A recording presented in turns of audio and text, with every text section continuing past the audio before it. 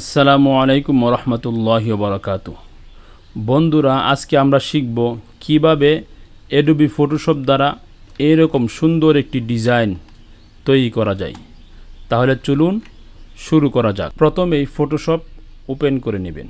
Photoshop open করার পরে এরকম একটি গ্লাসের ছবি পিএনজি ফরম্যাটের নিয়ে আসবেন। যাদের এরকম ছবির প্রয়োজন আমাকে ইনবক্স করলে আমি আপনাদেরকে দিয়ে দেব। এই ছবিটি নিয়ে আসার পরে আমরা এখানে একটি ক্লিক করে দেব। এখানে ক্লিক করার পরে সলিড কালার এখানে একটি ক্লিক করে দেব। এখানে ক্লিক করার পরে আপনি যে কোনো আপনার মন মতো একটি কালার এখান থেকে নিয়ে নেবেন।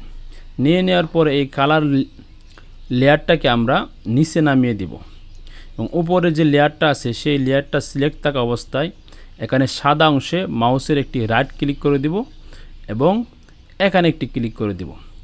এখানে ক্লিক করলে আমাদের এই গ্লাসটি সিলেক্ট হয়ে যাবে। এই গ্লাসটি সিলেক্ট হওয়ার পরে এখানে চলে আসবেন রেক্টেঙ্গুলার মার্কিং টুল। অল্টার চেপে ধরে এরকমভাবে একটি ক্লিক করে দিবেন এবং আবার অল্টার চেপে ধরে এখানে একটি ক্লিক করে দিবেন। তাহলে উপরের অংশ সিলেক্ট হয়ে গেল। এই উপরের অংশ সিলেক্ট হওয়ার পরে আপনি কিবোর্ড থেকে কন্ট্রোল যে বাটনে একটি ক্লিক করবেন। যে বাটনে ক্লিক করলে এখানে নতুন একটি লেয়ার চলে আসবে। এই নতুন লেয়ার চলে আসার পরে আপনি চলে আসবেন এখানে ফাইল থেকে প্লেস এমবেডেড এখানে একটি ক্লিক করে দিবেন। এখানে ক্লিক করার পরে এই ইমেজটাকে আপনি সুন্দর করে নিয়ে আসবেন। আমি যেরকমভাবে নিয়ে আসতেছি আপনি নিয়ে আসবেন। ইমেজটাকে নিয়ে আসার পরে ইমেজটা সিলেক্ট থাকা অবস্থায় এর অপাসিটিটা আপনি একটু কমিয়ে দিবেন। আমি কমিয়ে দিচ্ছি। অপাসিটি কমিয়ে দেওয়ার পরে ইমেজটাকে সিলেক্ট থাকা অবস্থায় আপনি কিবোর্ড থেকে কন্ট্রোল টি বাটনে ক্লিক করে দিবেন। কন্ট্রোল টি বাটনে ক্লিক করার পরে মাউসের রাইট বাটনে একটি ক্লিক করবেন এবং ফ্লিপ হরিজন্টাল এখানে একটি ক্লিক করে দিবেন। তাহলে আপনার ইমেজটা ঘুরে যাবে। ঘুরে যাওয়ার পরে ইমেজটাকে আপনি সুন্দর করে আপনি আপনার মন মতে গ্লাসটির ভিতরে ছোটো বড় করে বসিয়ে দিবেন। যেমন আমি বসিয়ে দিচ্ছি। বসিয়ে দেওয়ার পরে আপনি আবার এর অপাসিটিটাকে ফুল করে দিবেন। অপাসিটি ফুল করে দেওয়ার পরে এই দুইটি লেয়ারের মাঝখানে এসে অল্টার বাটন চেপে ধরে একটি ক্লিক করে দিবেন। তাহলে আপনার এরকম একটি রেজাল্ট আসবে। তারপরে এদিকে আপনি চলে আসবেন এখান থেকে মাল্টিপ্লাই একটি ক্লিক করে দিবেন। মাল্টিপ্লাই ক্লিক করে দিলে এরকম একটি রেজাল্ট আপনার সামনে চলে আসবে। এরকম একটি রেজাল্ট আসার পরে আপনি চলে আসবেন আবার ফাইল থেকে প্লেস এমবেডেড এখানে একটি ক্লিক করে দিবেন। এখানে ক্লিক করার পরে আপনি যে পাখিগুলা বার্ড সেই পাখিগুলাকে আপনি নিয়ে আসবেন। পাখির ছবিটাকে আমি একটু বড় করে দিচ্ছি এবং উপরে বসিয়ে দিচ্ছি। উপরে বসিয়ে দেওয়ার পরে আপনি এখান থেকে আবার মাল্টিপ্লাই একটি ক্লিক করে দিবেন। তাহলে সাদা অংশটুকু ডিলিট হয়ে যাবে। সাদা অংশটুকু ডিলিট হওয়ার পরে আপনি পাখিগুলাকে আপনি আপনার মতো করে সুন্দর করে এখানে বসিয়ে দিবেন। যেরকম আমি সুন্দর করে ছোটো বড় করে বসিয়ে দিচ্ছি।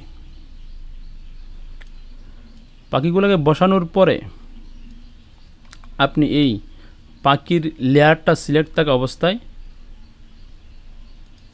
উপরে টিক মার্কে একটি ক্লিক করে দিবেন এবং এখানে একটি ক্লিক করে দিবেন। এখানে ক্লিক করার পরে এদিকে ফরগ্রাউন্ড কালারটা আপনি ব্ল্যাক রাখবেন।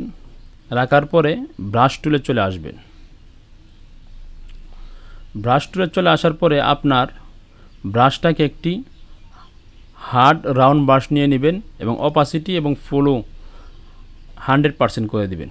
করে দেওয়ার পর আপনার যে সমস্ত পাখিগুলো প্রয়োজন নাই এগুলোর উপর একটি করে ক্লিক করে দিবেন। তাহলে এগুলা ডিলিট হয়ে যাবে। যেমন এই পাখিগুলো আমার প্রয়োজন ছিল না, তাই এগুলাকে আমি ডিলিট করে দিলাম এবং আবার এই সুন্দর করে এটাকে বসিয়ে দিচ্ছি। আপনি আপনার মতো করে সুন্দর করে বসিয়ে দিবেন।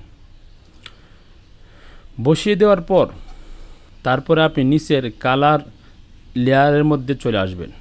এখানে চলে আসার পরে এখানে ডাবল ক্লিক করে দিবেন। ডাবল ক্লিক করার পরে আপনি একটি কালার এখান থেকে আপনার মন মতো করে নিয়ে নেবেন। যেমন আমি একটা কালার নিয়ে নিলাম। নিয়ে নেওয়ার পরে আপনি উপরের লেয়ারে একটি ক্লিক করে দিবেন।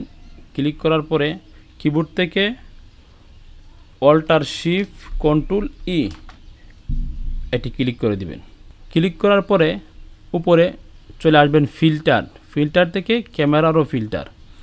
এই ক্যামেরারও ফিল্টারে ক্লিক করার পরে আপনার সামনে এরকম সুন্দর একটি বক্স চলে আসবে।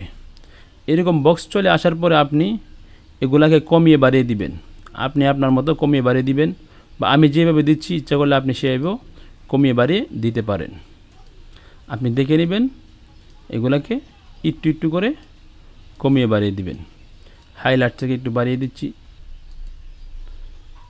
তাহলে এরকম সুন্দর একটি রেজাল্ট আপনার সামনে চলে আসবে। শুরু থেকে শেষ পর্যন্ত দেখার জন্য আপনাকে অসংখ্য ধন্যবাদ।